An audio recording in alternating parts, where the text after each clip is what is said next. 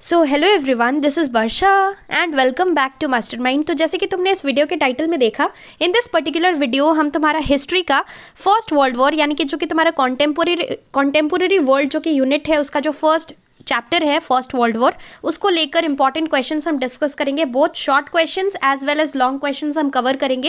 And I can guarantee you कि अगर तुम ये सारा क्वेश्चंस कर लेते हो तो यहाँ पर तुम्हारा 95 to 96% इंपॉर्टेंट क्वेश्चंस कवर हो जाएगा।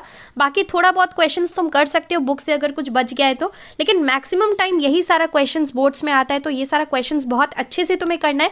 ये सारा क्वेश्चंस बहुत इंपॉर्टेंट है तुम्हारा 2023 बोर्ड एग्जाम्स के लिए। So let's discuss with the questions. और यहाँ पर डेफिनेटली आंसर्स तुम बना कर लिख सकते हो और तुम्हें बुक फॉलो करना है। तुमने बुक से जो भी आंसर प्रिपेयर किया है डेफिनेटली तुम वो आंसर लिख सकते हो, बट यहाँ पर क्वेश्चंस देख लो किस किस टाइप का क्वेश्चंस आ सकता है बोर्ड्स में। यहाँ पर देखो तुम्हारा जो कि शॉर्ट क्वेश्चन है वहाँ से फर्स्ट क्वेश्चन जो कि इंपॉर्टेंट है, name the signatory countries of the Triple Alliance. So Triple Alliance का सिग्नेटरी कंट्रीज क्या क्या था? It was Germany, Austria, Hungary and Italy.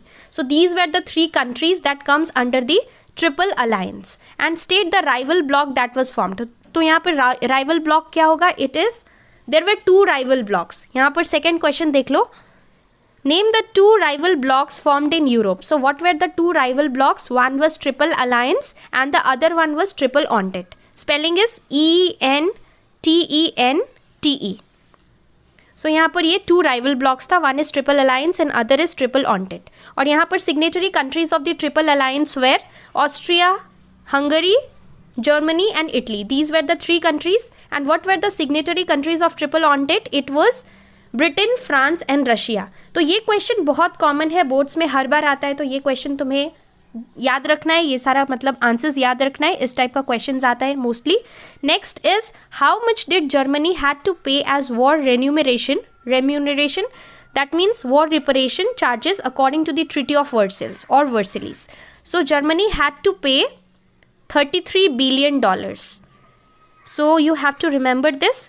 उसके बाद यहाँ पर नेक्स्ट जो कि शॉर्ट क्वेश्चन से आ सकता है question, that is what is meant by the term imperialism as a cause of the first world war और वर्ल्ड वॉर वन। सो इसका imperialism what is it? It is a system where one powerful country और one powerful nation occupies and takes control over other smaller nations. और यहाँ पर क्या हुआ था? As the countries like Britain and France they expanded their empires, so it resulted in increased tensions among the European countries. So this was the reason, it was a cause of the first world war. Imperialism was cause of the first world war due to this. उसके बाद यहाँ पर जो main most important question है, यहाँ पर immediate cause तुम्हें दोनों का पता होना चाहिए, चाहे वो फर्स्ट वर्ल्ड वॉर हो या फिर second World war. What was the immediate cause of the first world War? It was the assassination of archduke Franz Ferdinand यानी कि साराजेवो क्राइसिस। तो साराजेवो क्राइसिस में क्या हुआ था? In June 1914 Archduke Franz Ferdinand and his wife they were murdered और assassinated by Gavrilo Princip in Sarajevo.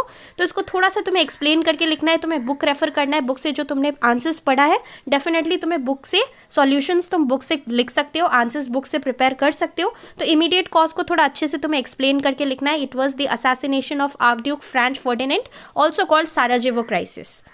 Next है तुम्हारा लॉन्ग क्वेश्चन एंड आंसर्स।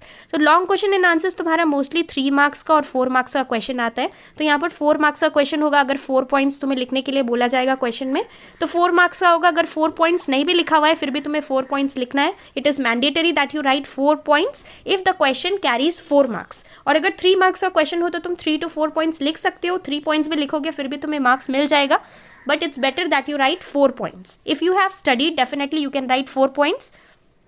तो इसलिए लॉन्ग क्वेश्चन एंड आंसर्स जब कि तुम प्रिपेयर कर रहे हो, यू नेवर नो कि क्वेश्चन तुम्हारा 3 मार्क्स का आएगा कि 4 मार्क्स का। सो इट्स बेटर दैट तुम सारा लॉन्ग क्वेश्चन एंड आंसर्स में जो भी कॉजेज और बाकी कुछ पढ़ते हो उसमें से तुम 4 पॉइंट्स पढ़ो सारा टॉपिक्स का। और एग्जाम में 3 मार्क्स का क्वेश्चन में भी तुम 4 पॉइंट्स लिख सकते हो और 4 मार्क्स का क्वेश्चन में भी तुम्हें 4 पॉइंट्स लिखना है। So first question is mention any 4 terms of the treaty of Versailles और treaty of Versailles. So this is really very important. यहाँ पर ट्रीटी ऑफ वर्सेल्स ये तुम्हारे सिलेबस के अंदर इंक्लूडेड है, which affected Germany after the world war one. So world war one में तुम्हारा ट्रीटी ऑफ वर्सेल्स का क्या क्या टर्म्स था? First you can right Germany was declared guilty of aggression and it had to pay $33 billion as war indemnity or war reparation. Second, you can write point number 2, you can write the area of Rhine Valley was demilitarized. Third point you can write Danzig became a free port, and fourth you can write the Saar coal mines were given to France. और यहाँ पर besides this यहाँ पर और भी 6-7 points तुम्हारे book में दिया हुआ है, तो तुम कोई भी 4 पॉइंट्स लिख सकते हो, कोई भी 4 पॉइंट्स जो कि तुम्हें ईजी लगे तुम वो पढ़ सकते हो और लिख सकते हो, जो कि ट्रीटी ऑफ वर्सेल्स के अंदर आता है. उसके बाद यहाँ पर नेक्स्ट क्वेश्चन है explain any 3 causes of the first world War. So first world war का 3 कॉजेज क्या क्या है. एक तुम नेशनलिज्म वाला पॉइंट लिख सकते हो, second you can right imperialism वाला पॉइंट, एंड थर्ड तुम लिख सकते हो साराजेवो क्राइसिस जो कि इमीडिएट कॉज था. तो ये 3 causes of the first world war तुम लिख सकते हो. तुम्हें पहले हेडिंग लिखना है यानी कि टॉपिक्स लिखना है, उसके बाद उसको थोड़ा अच्छे से एक्सप्लेन करना है, क्योंकि यहाँ पर लॉन्ग क्वेश्चन एंड आंसर्स है, तो तुम्हें यहाँ पर हेडिंग लिखकर उसको अंडरलाइन कर डिफरेंट पैराज में लिखना है, डिफरेंट सेपरेट पॉइंट्स लिखकर तुम्हें उसको थोड़ा सा एक्सप्लेन करना पड़ेगा. उसके बाद यहाँ पर जो नेक्स्ट क्वेश्चन है, question number 3, name the international organisation that was formed as a consequence of First world war.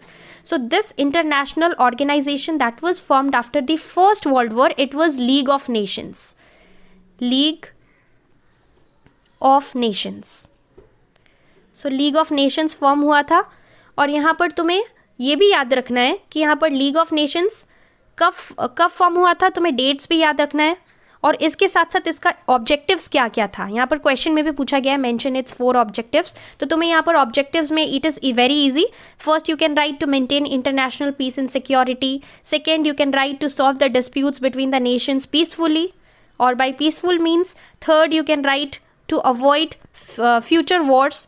And fourth point पे तुम कुछ भी लिख सकते हो, बुक के अकॉर्डिंग तुम बुक फॉलो कर सकते हो. बुक में बहुत सारा ऑब्जेक्टिव्स दिया है, तो तुम्हें कोई भी जो तुम्हें ईजी लगे कोई भी 4-5 पढ़ सकते हो पॉइंट्स लीग ऑफ नेशंस का. And again there was failure of League of Nations, तो उसका भी तुम कुछ पॉइंट्स पढ़ सकते हो कि वाई लीग ऑफ नेशंस क्यों फेल हो गया, what was the reason for the failure. और यहाँ पर तुम्हें एक चीज़ और याद रखना है कि league of Nations first world war के बाद फॉर्म हुआ था, that was a consequence of the first world War.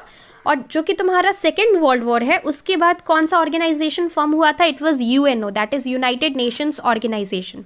So you have to remember this point कि यूएनओ कब फॉर्म हुआ था, after the Second World war, और यहाँ पर लीग ऑफ नेशंस कब फॉर्म हुआ था, after the first world War. तो ये चीज़ तुम्हें याद रखना है. तो ये हमने इंपॉर्टेंट क्वेश्चंस डिस्कस किया, और इसके साथ साथ last but not the least ये सारा क्वेश्चंस के अलावा तुम्हें एक चीज़ याद रखना है कि फर्स्ट वर्ल्ड वॉर जो तुम्हारा फर्स्ट वर्ल्ड वॉर है इसका डेट्स पता होना चाहिए.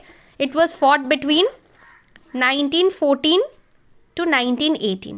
ये तुम्हारा डेट्स तुम्हें याद रखना पड़ेगा. और सेकेंड वर्ल्ड वॉर का भी डेट तुम मुझे, अगर तुम्हें याद है तो तुम मुझे नीचे कमेंट सेक्शन में बताओ. Let's see whether you know और नॉट, क्योंकि ये डेफिनेटली तुम पूरा चैप्टर पढ़ रही हो तो तुम्हें यहाँ पर पता होना चाहिए. यहाँ पर हिस्ट्री है तो ऐसा क्वेश्चंस आ सकता है शॉर्ट क्वेश्चंस में. So that's all for this video. इसके साथ साथ जो भी हमने क्वेश्चंस डिस्कस किया इसे बहुत अच्छे से कर लेना. 2023 बोर्ड एग्जाम्स के लिए इंपॉर्टेंट है.